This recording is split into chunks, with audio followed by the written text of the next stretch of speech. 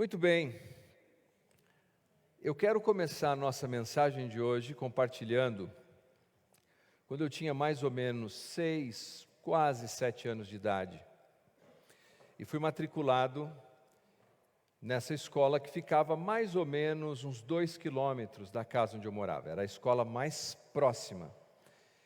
E no meu primeiro dia de aula, eu conheci um garoto ali. Eu era muito introvertido, da roça, mas eu conheci aquele garoto ali, chamado Benjamin. O Benjamin, ele era extrovertido. Benjamin tinha um sorriso largo, era uma pessoa que fazia amizade fácil. E ele fez amizade comigo ali sem custar nada, eu não fiz nada, ele tomou todas as iniciativas para que nós começássemos uma amizade. E quando chegou aquele momento, que nós sabemos, favorito da escola, que é o recreio, eu pude ver as habilidades do Benjamin. Ele jogava bolinha de gude como ninguém. Bom, você que é mais jovem não sabe o que é isso, olha no Google. Ele jogava bolinha de gude como ninguém. Ele tinha uma habilidade incrível, triângulo, estrela, círculo, aquelas que tinham buracos. Quantos aqui se lembram? Olha aí, assim a gente sabe a idade da turma rapidamente. E quando eu vi aquilo, eu tenho que dizer que eu não tive inveja do Benjamin. A inveja é desejar o que o outro tem. Não, eu não desejei ter o que o outro tem. Eu tive uma profunda admiração por ele. A facilidade de fazer amizade, o sorriso largo, a habilidade de jogar bolinha de gude. E eu disse, quero ser como o Benjamin. Eu quero ser igual ao Benjamin. Mas tinha algumas coisas. Para eu ser igual ao Benjamin, especialmente na habilidade dele de jogar bolinha de gude, eu tinha um dilema. Eu disse, morava a 2 quilômetros mais ou menos da escola, não é muita distância, mas quando você tem menos de 7 anos de idade é um desafio. Naquela época não tinha ônibus escolar, perua escolar, mas a minha mãe fazia um esforço muito grande para pagar a passagem de ônibus. Para eu ser igual ao Benjamin, eu sabia que eu ia ter que pagar um preço na vida. Eu ia precisar ir a pé para a escola, para eu guardar o dinheiro da passagem, para eu comprar as bolinhas de gude. E foi o que eu fiz. Eu ia para a escola, então no total dava 4 quilômetros, nada mal para uma criança de menos de 7, para eu poder comprar as bolinhas de gude. E isso eu fiz, eu comprei as bolinhas de gude. Mas não era suficiente. Porque quando chegou a hora de jogar, eu não tinha a mesma habilidade dele. Então eu precisava ainda treinar para ser como ele. E depois de todos aqueles dias, porque na primeira vez que eu fui jogar, vocês acham que aconteceu o que com as minhas bolinhas? Eles levavam embora quando você perdia, não tinha essa generosidade atual. Se você perdia, eles levavam as suas bolinhas. E eu fui fazendo isso por alguns dias. Espero que a minha mãe não esteja assistindo, porque isso aqui é uma coisa não confessada, que eu desviei o recurso da passagem para comprar as bolinhas. Essa altura do campeonato ela já deve ter perdoado, né? Eu tenho que te fazer essa confissão também. Eu desisti de ser como Benjamin. Estava difícil demais.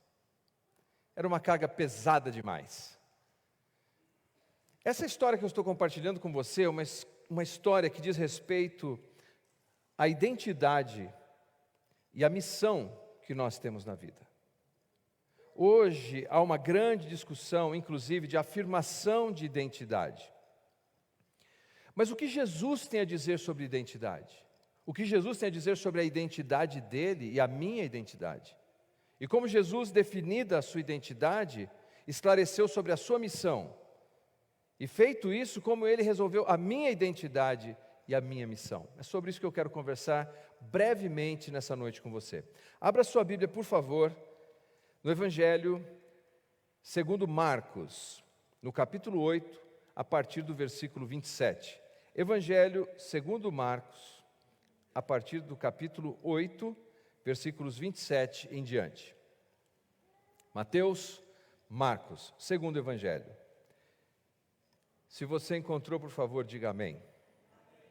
A palavra de Deus diz assim: Então, e aqui nossa primeira pausa. Então, todas as vezes que você lê na Bíblia, então, você tem um conector. Então, conecta o texto anterior com aquele que está vindo adiante. Ele está apontando para algo que aconteceu anteriormente. E o que ele está apontando aqui? Jesus curou um cego num vilarejo chamado Betsaida. É aquele cego em que Jesus cospe, faz lama, coloca no olho dele. Mas a essa altura do ministério de Jesus já passou algum tempo.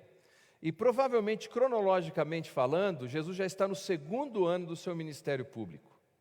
E por essa razão, as autoridades religiosas de Jerusalém estão fazendo forte oposição ao ministério de Jesus. Jesus não era bem-vindo em muitos lugares mais.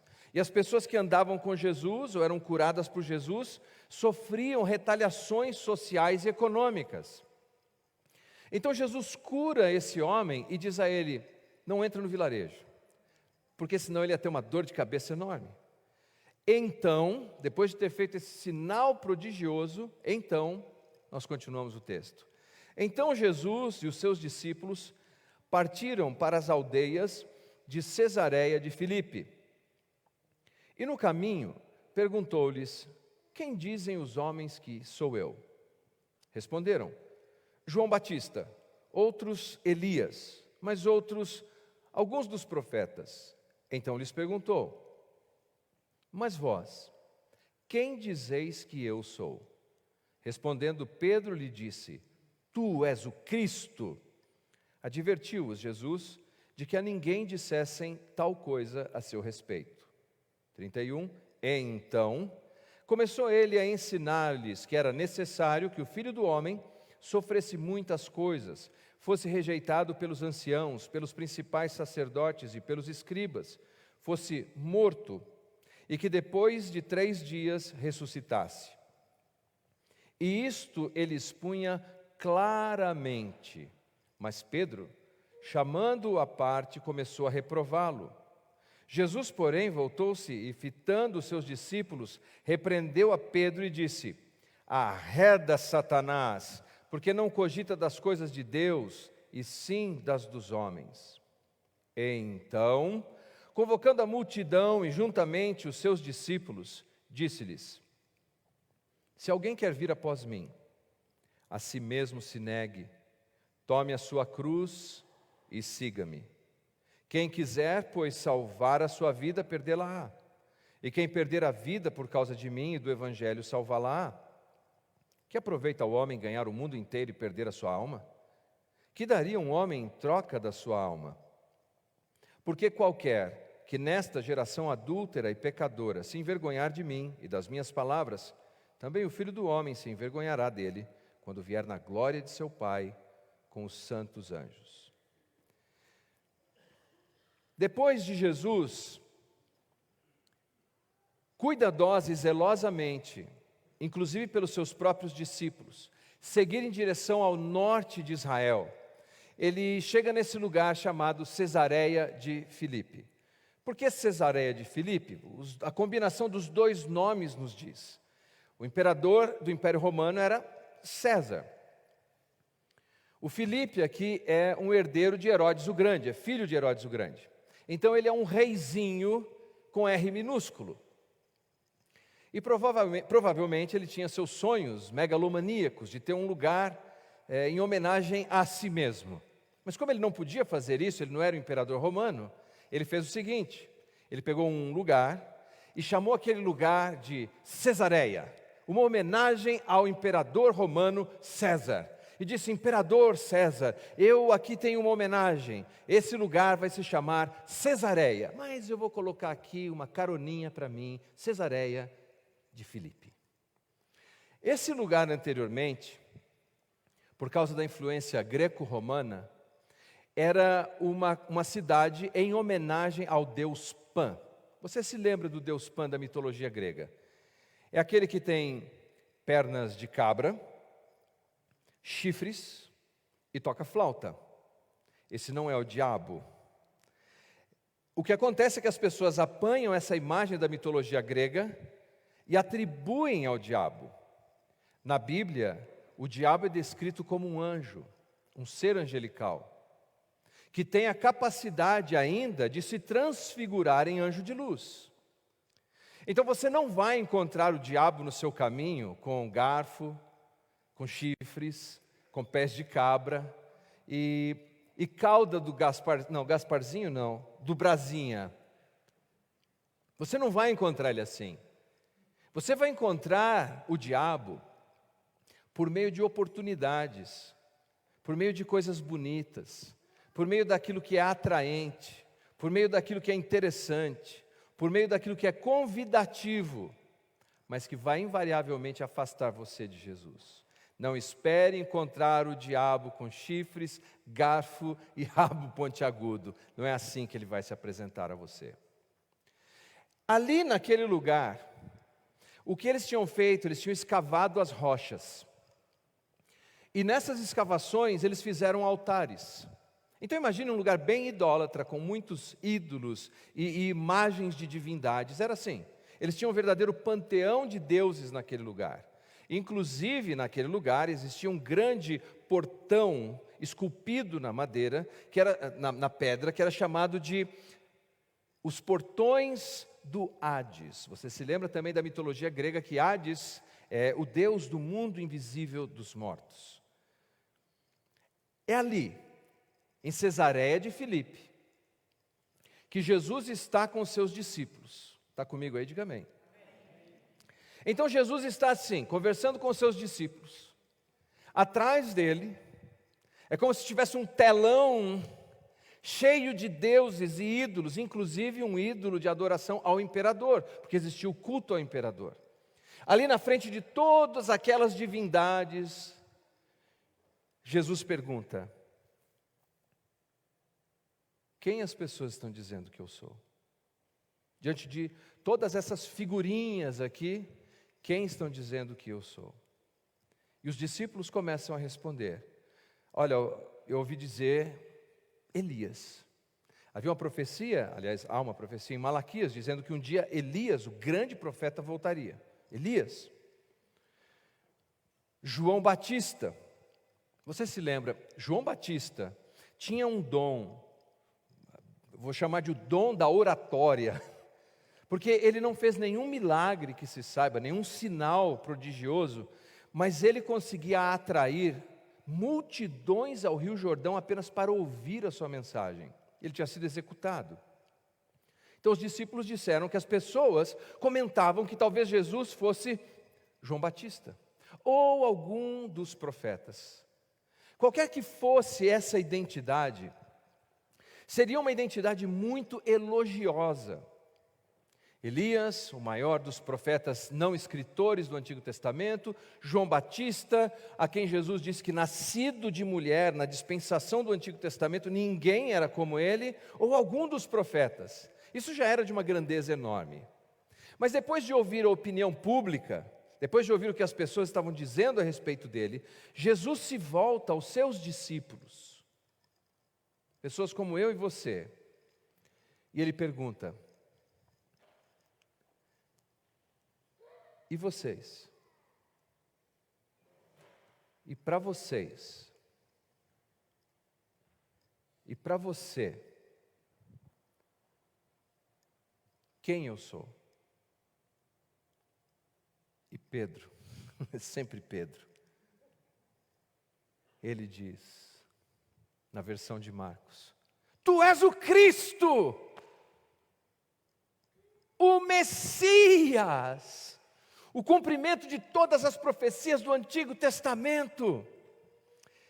Nos outros evangelhos, porque esse episódio está registrado em Mateus, Marcos e Lucas, os evangelhos sinóticos, aqueles que nos dão uma visão geral da vida de Jesus. Jesus se volta para Pedro e diz assim: bem-aventurado você é, mais do que feliz você é, Simão Barjona, Simão, filho de Jonas, porque não foi nem a carne nem o sangue que te revelou, mas o meu Pai que está nos céus. Ou seja, Pedro, você não está descobrindo isso por uma capacidade intelectual, você está descobrindo isso, desvendando isso, Pedro, porque Deus, o Pai, está te revelando isso. Que maravilha, que momento especial. Então, quando a identidade de Jesus agora ficou bem definida, os discípulos entenderam: Ele é o Cristo, Ele é o Messias. Jesus passou a falar da sua missão com mais clareza. E como Jesus descreve a sua missão? Ele diz assim: agora eu vou para Jerusalém, e quando eu chegar em Jerusalém, e ouça isso com atenção, os sacerdotes, os escribas, intérpretes da lei, os anciãos, os sábios religiosos de Jerusalém, eles vão me prender, eles vão me torturar, eles vão me maltratar e eles vão me matar. Acabaram de descobrir que ele é o Messias e ouvem essa notícia. Agora a identidade dele está resolvida e ele fala de sofrimento, sofrimento e sofrimento. Mas ele para aí? Se você prestou atenção na leitura, ele não para aí. Ele diz: mas ao terceiro dia eu vou ressuscitar. Vejam só. Mas ao terceiro dia ao terceiro dia eu vou ressuscitar. Mas Pedro praticou aquilo que nós chamamos de audição seletiva. Audição seletiva é quando você só ouve a parte que você quis ouvir da história. E nós praticamos isso muitas vezes. É comum no conflito conjugal: não, eu não disse isso, eu disse isso, isso e isso. Ou com filhos: não foi o que eu disse, eu disse isso, isso e isso. E aí nós temos que completar aquilo porque a pessoa pratica audição seletiva. Já vivenciou isso ou não? Você tem na equipe alguém que trabalha com você, ele seleciona. Bom, Pedro fez isso. Jesus falou do sofrimento, da dor, da angústia, da perseguição e da morte, mas disse que ao terceiro dia, não ouviu isso, ele não ouviu isso. Aí ele diz assim, o texto nos diz, que Pedro, que agora está com a bola cheia, acabou de receber um elogio de Cristo, ele diz: Jesus, por favor, vem comigo, chega aqui, Jesus, só um instante. Jesus vem com ele. Ele diz: olha, Senhor, é o seguinte, não fala mais isso, você não precisa passar por isso. Usou a expressão filho do homem, um título messiânico, pronunciado pelo profeta Daniel, falando de sofrimento, de morte. Não, Jesus, deixa disso, não precisa passar por todo esse sofrimento, Jesus, tá bom? Calmou? E Jesus olha para Pedro, e olha para todos os seus discípulos, o texto diz assim, fitando neles os olhos, ele diz para Pedro: arreda-te de mim, Satanás. Que mudança, hein? Arreda de mim, Satanás. Veja, não é que Pedro está possuído pelo demônio, não é que Satanás entrou em Pedro. O que quer dizer é que as ideias de Satanás entraram na mente de Pedro. A leitura da vida de Satanás entrou na mente de Pedro. Você se lembra da tentação de Jesus? Quando Jesus foi tentado, Mateus capítulo 4, nós temos uma descrição ampla disso. O Satanás aparece para Jesus depois de 40 dias, quando Jesus teve fome, sofrimento da fome, e o Satanás diz para ele: não precisa passar por isso, para que sofrimento? Transforma essas pedras em pães. Em outra ocasião, ele diz assim, o Satanás leva Jesus no alto de um pináculo do templo e diz assim: olha, Jesus, você não vai sofrer, você pode até se lançar daqui de cima, provavelmente citando o Salmo 91, pode se lançar daqui de cima, que o teu pai vai dar ordem aos seus anjos, eles vão te amparar, como se você estivesse numa bolha de algodão, você não vai sofrer. E terceiro, Satanás diz assim: olha, vamos fazer o seguinte, se a ideia são os reinos do mundo, você quer ganhar os homens, quer ser o rei deles, sem sofrimento, esquece a dor, esquece as dificuldades, apenas se prostre, me adore, eu te dou todos os reinos desse mundo. O que disse Jesus naquela ocasião? Jesus disse: somente ao Senhor teu Deus adorarás, e Satanás se foi. O que Pedro está fazendo aqui? Pedro está usando as mesmas ideias de Satanás. Pedro está dizendo que era possível glorificar a Deus e viver para a glória de Deus desse lado da eternidade sem sofrimento. E isso, meus queridos, é uma mentira. Jesus disse que desse lado da eternidade, neste mundo, nós teríamos aflições. E esse engodo, esse engano, algumas vezes é ouvido, inclusive de púlpitos, de pregações. Assim como Satanás usou os lábios de Pedro para proferir uma inverdade do não sofrimento sobre Jesus, Satanás tem usado a boca, inclusive de pregadores, para nos fazer acreditar que podemos viver desse lado da eternidade, nos tornarmos parecidos com Jesus, sem seguir o caminho de Jesus. E então Jesus, depois de dizer isso, ele convoca todas as pessoas que estavam ali, inclusive aquelas multidões que ali estavam ao seu redor, e ele faz uma afirmação que é essa que nós vamos brevemente meditar.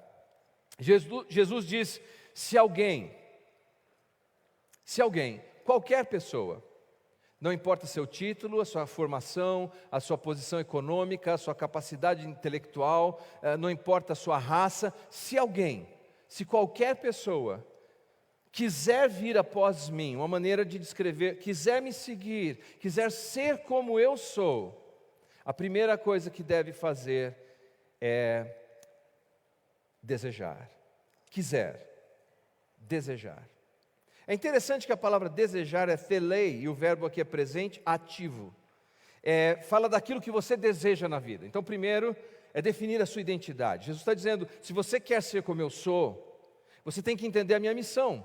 A minha missão é, eu confiarei tanto no meu Pai Celestial, que eu vou trilhar as águas turbulentas desse mundo, de sofrimento, de dor, mas eu vou confiar tanto no meu Pai, que eu sei que ainda que venha a morte, no terceiro dia, ressuscitarei.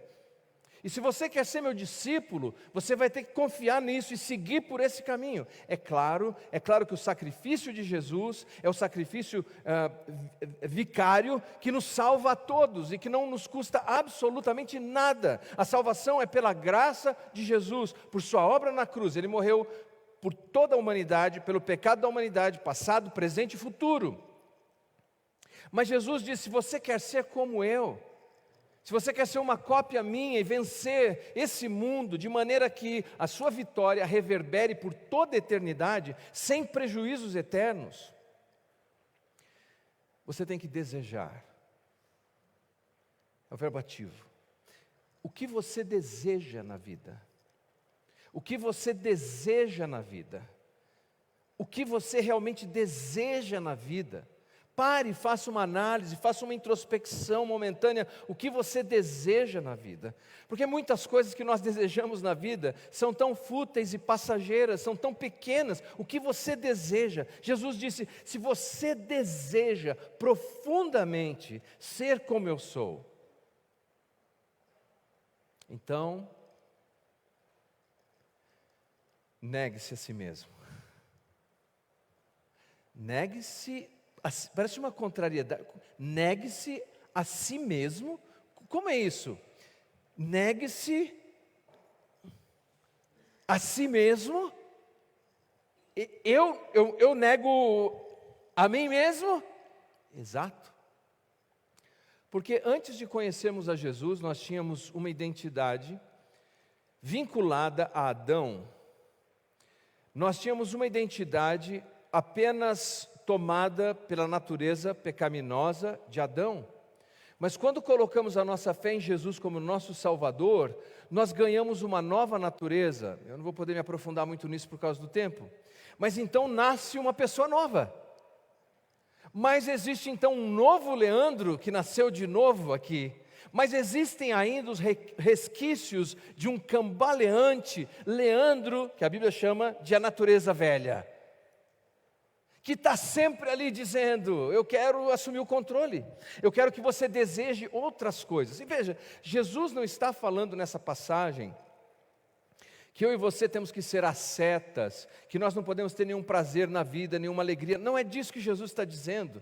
Ele está falando que é necessário que o nosso coração passe por esse filtro da nova criação, para desejarmos o que Ele deseja, para começarmos a enxergar a vida como Ele enxerga, para entendermos que não existe um evangelho sem sofrimento, que nós vamos enfrentar sofrimentos na vida e que isso vai fazer parte do processo para que Deus me transforme na imagem do seu Filho. E eu tenho que desejar profundamente isso, porque quando eu parei de desejar ser como Benjamim, acabou. Me dá uma botija aí de bolinha de gude, você vai ver que eu não consigo fazer nada. Eu desisti. Mas Jesus está dizendo: Leandro, aqui não é ser igual a Benjamim, aqui é ser igual a mim, e para isso você tem que desejar. Você deseja ser como Jesus, para enfrentar os desafios da sua vida. Então Jesus diz assim: se você tem esse desejo profundo, ativo, negue-se a si mesmo, ou seja, diga não aos desejos da sua velha vida, diga não aos atalhos. Note que Jesus disse assim a Pedro: arreda-te de mim, Satanás, porque você não cogita das coisas de Deus, mas dos homens. A ideia de viver sem sofrimento, de viver sem nenhum desafio pessoal, não é uma ideia de Deus, é uma ideia satânica e humana. A ideia de Deus é: você vai passar por muitos desafios, você vai passar por muitas tribulações, por muitas dificuldades, mas no fim eu vou terminar minha obra na sua vida e você será como é o meu filho. Então diga não. O problema da nossa sociedade é esse, de pessoas que estão dizendo continuamente sim para a sua própria carnalidade, para as suas canalices, e aí nós temos coisas brutais, como um médico que tem a coragem de abusar de uma mulher anestesiada, ou de uma mulher que tem a coragem de contratar um capanga e mandar matar o marido, ou de um filho que se rebela. O que é isso, se não harmonizar-se com os desejos da própria carne? Agora eu sei, nós não estamos fazendo isso, dizer, não, essas coisas são terríveis, eu não faço isso. É verdade, mas nós fazemos em outra escala, quando nós cedemos àqueles desejos da nossa própria carnalidade, que nos afastam da imagem de Jesus. Negue-se a si mesmo. E então, ele diz: tome a sua cruz. Bom, rapidamente, primeiro ele diz: se alguém deseja, você não é obrigado. Você pode simplesmente dizer: eu não quero. Eu quero apenas acreditar em Jesus. Jesus cumpriu a vontade do seu Pai e foi recompensado pelo seu Pai. E o que ele diz escatologicamente nessa passagem é que se eu seguir os passos dele, ele vai me recompensar como o Pai o recompensou. Ele diz: se você quiser, então negue-se a si mesmo e tome a sua cruz. Não é a cruz de Cristo que nós tomamos, porque a salvação não é pelas obras, é pela graça. A cruz de Cristo foi resolvida, é a maior, é a mais pesada, nenhum de nós poderia carregar jamais. Mas cada um de nós recebeu uma cruz proporcional ao nosso tamanho. Aquilo que cada um de nós pode e deve carregar. O que nós sabemos sobre a cruz, né? Hoje, quando nós falamos de cruz, é uma coisa diferente, porque nós vivemos num país pós-cristianizado. Então a gente fala de cruz, a pessoa: não é mesmo, essa ideia da cruz é legal, eu vou lá no Shopee, eu vou comprar uma cruz de ouro, ou uma cruz de madeira, um adereço que eu vou pôr lá na minha casa, bem bonito. Mas nos dias em que Jesus falou da cruz, era uma coisa horrorosa. Nós sabemos que os assírios, os babilônios inventaram as cruzes. E os gregos usaram, e os romanos aperfeiçoaram. Era uma ferramenta de tortura. Não era apenas um recurso para matar alguém, era uma ferramenta para torturar alguém até a morte. E para humilhar aquela pessoa de tal maneira que quem visse alguém crucificado temesse cometer o mesmo erro.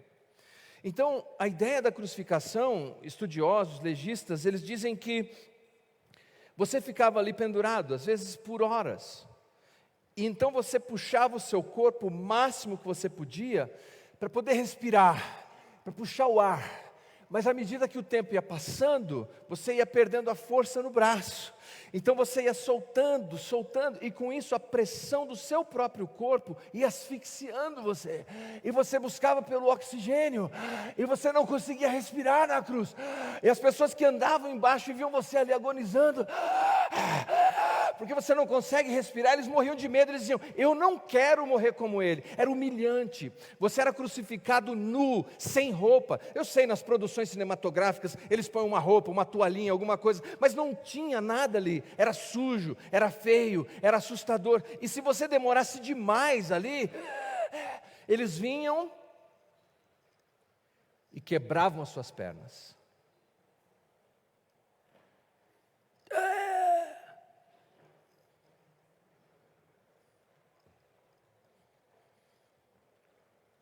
Jesus diz assim: se você quer ser meu discípulo,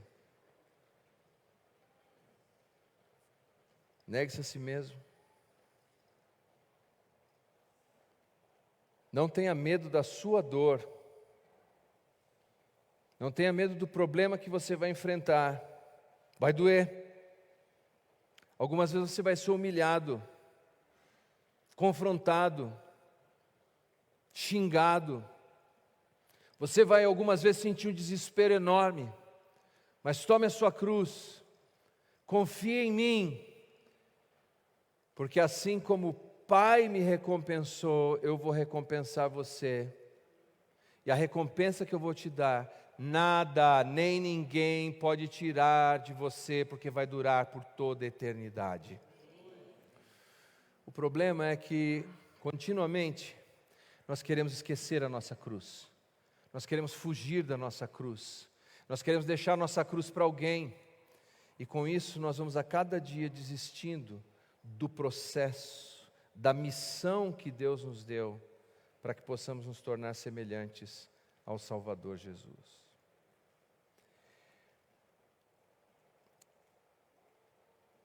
Chegando já na minha conclusão, capítulo 2 da carta de Paulo aos Gálatas, versículo 19 e 20, Gálatas 2, 19 e 20. Paulo apanha isso que nós meditamos historicamente e agora ele apresenta doutrinariamente. Ele diz assim: porque eu, mediante a própria lei, morri para a lei, a fim de viver para Deus, estou crucificado com Cristo. Logo, já não sou eu quem vive, mas Cristo vive em mim. E esse viver que agora tenho na carne, eu vivo pela fé no Filho de Deus, que me amou e a si mesmo se entregou por mim. Essa é a vida cruciforme. Quem pode parar um cristão assim? Quem pode fazer desistir e perder a batalha um cristão que é assim? É esse o convite de Deus. Que eu e você tenhamos essa ousadia, essa fé de enfrentar esse mundo aí fora, com todas as suas ameaças, e no meio do que quer que seja a sua cruz, porque eu sei quais são as minhas, e algumas vezes eu quis também largar as minhas e me afastar das minhas, mas quando nós entendemos o que é, abrace a sua cruz e confie em Jesus. Uma última ilustração. Esse garoto, comecei com um garoto real, vou terminar com um garoto fictício. Ele teve um sonho um dia. Ele sonhou um dia com Jesus. Isso não está na Bíblia, é uma ilustração apenas. Vai dizer que está na primeira carta aos Susanenses, hein? Fala, não, eu vi lá na igreja a primeira carta aos Susanenses. Não está na Bíblia. Mas esse menino teve esse sonho. E o sonho dele, ele viu Jesus. Mas Jesus não era essa figura pálida que a gente vê em muitas pinturas. Jesus é aquele Jesus carpinteiro, construtor, ombro largo, bíceps, peito de aço, forte. E o menino no sonho, ele vem até Jesus e fala: Jesus, eu quero ser forte assim como o Senhor é. Então Jesus diz a ele: sim, você pode. Pega essa sua cruz e me encontra lá no topo da colina. E o menino pegou aquela cruz e foi carregando. E aquilo, claro, fazia com que ele exercesse um esforço, a sua musculatura, as pernas, o ombro, mas estava pesado, e ele foi ficando meio cansado. Então no caminho ele falou: quer saber, vou cortar um pedaço. Cortou um pedaço, ficou mais leve. Aí ele foi indo e falou: está mais leve. Daqui a pouco ele falou: mas se eu já cortei um pedaço, vou cortar mais um pedaço. Cortou mais um pedaço, e mais um pedaço, e mais um pedaço. E quando ele chegou no alto da colina, lá estava Jesus. Jesus falou: e aí? Ele olhou, continuava tão franzino. E Jesus falou: cadê a cruz? Ele falou: está aqui, olha, esse pedacinho aqui que sobrou. Aquela cruz era exatamente o instrumento que iria torná-lo forte, vigoroso, como era o Salvador. Mas ao picar a cruz, ao cortar a cruz, tudo aquilo perdeu a sua função. Meus queridos, Deus, Ele não despreza e não desperdiça sofrimento. Se Ele permitir um sofrimento vir ao nosso encontro, qualquer que seja ele, tome a sua cruz e siga o caminho do Salvador. O Salvador te recompensará. Na história da igreja, nós sabemos que os cristãos costumavam dizer uns aos outros assim, em latim, per crucem ad lucem, pela cruz para a luz. Pela cruz para a luz. Quero convidar você a dizer isso comigo. 1, 2, 3. Pela cruz para a luz. Vamos ficar em pé?